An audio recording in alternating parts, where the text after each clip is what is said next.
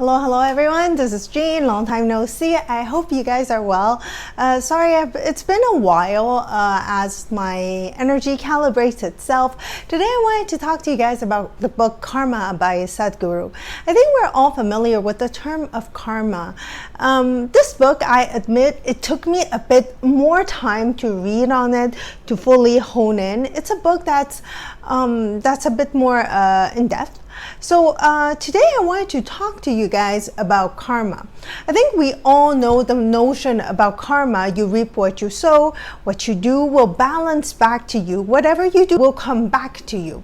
So when you see things like that, you will see like a lot of time when we are living, we assume we're intelligent. So we create different kind of memories. Using our intelligence, we create a lot of memories. And with this memory, we are constantly on a loop around,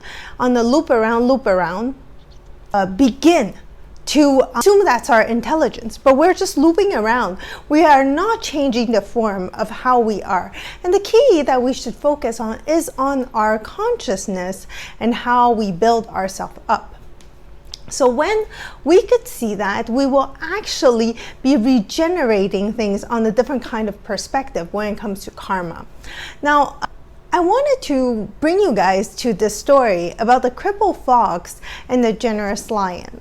So there was, back in the days, the spiritual people that want to get enlightened, they would go to the forest and they would actually say, let me go sing in the forest, right?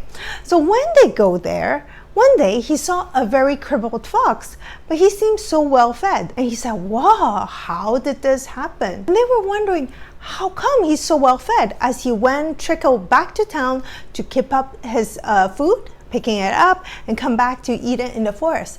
Now he started to feel that's very strange.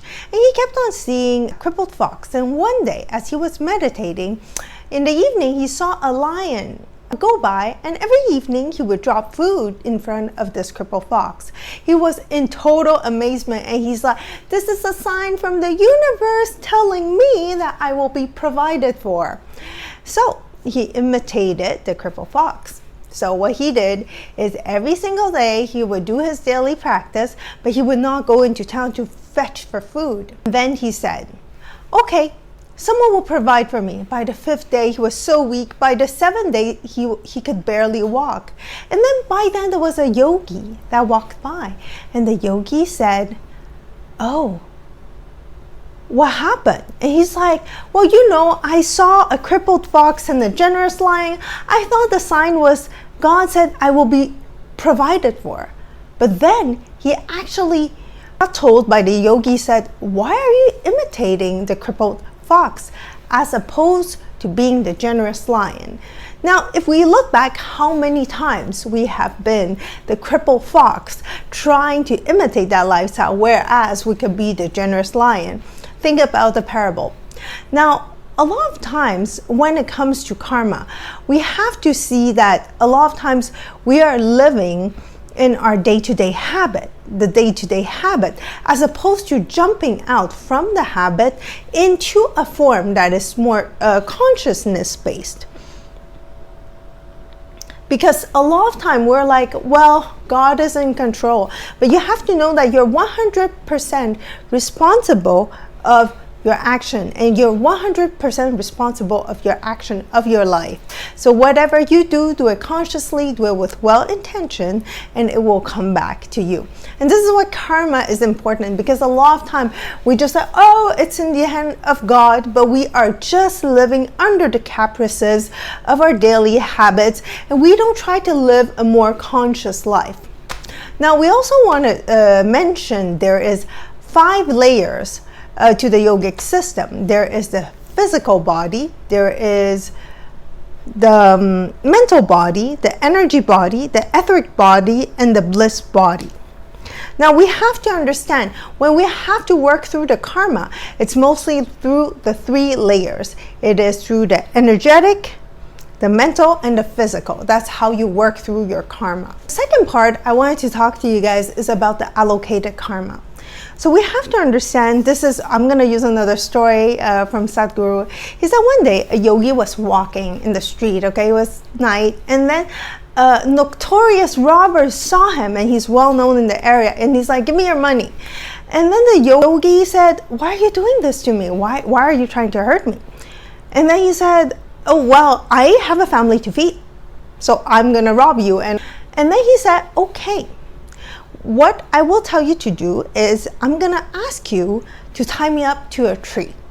And I'm going to ask you, the robber, to go to your family and ask them if they want to partake in your karma. Tie me to a tree, and I won't leave. And then go ask. And then the robber actually went home, and he went to ask. And he said, his father and elder mother, were you willing to partake my karma? Because I've been a robber, so I could feed you guys. And the father said, look, I'm your elder father. Whatever you do, it's your business. You have to take care of me. That's all I care about. The rest, I don't care. This is your karma, your allocated karma. Now he went to ask his wife and also his kids. They all responded the same. The robber came back very deflated and shocked that nobody was willing to partake his karma, but all the money that he's providing to the family, they're willing to partake in that. So you have to understand, in life, you have to live very consciously in what you do. What you do, you have to think, okay, right now, how could I live more consciously? How can I live in a way that is in deep joy, that is in the form of offering, and not in the other way around, which is actually a way of entanglement. Whatever you do with joy and with offering without wanting anything back, that is actually karma yoga. But whatever you live in a life that you expect something back, or you're not doing it in joy, that is considered karma, and that's a form of entanglement that will exist. You always have to know something that's very important is the fact that you as a person, you shouldn't live under a label. Like, for example, some people might be a famous accountant. They work for a big firm, and then they get the prestige, they get all the perks, and they're well looked up on the society. But if they were not gonna give all of this benefit to you, will you actually invest so much with this work? Probably not, right? So you need to find something that will give you the great joy and the great pleasure to do, okay? And also one last thing that I want to mention is Sadhguru's little girl. When she was 12, she was a bit confused and saddened by things. And one thing that Sadhguru said, which I really enjoy, is like, never look up to anyone and never look down to anyone.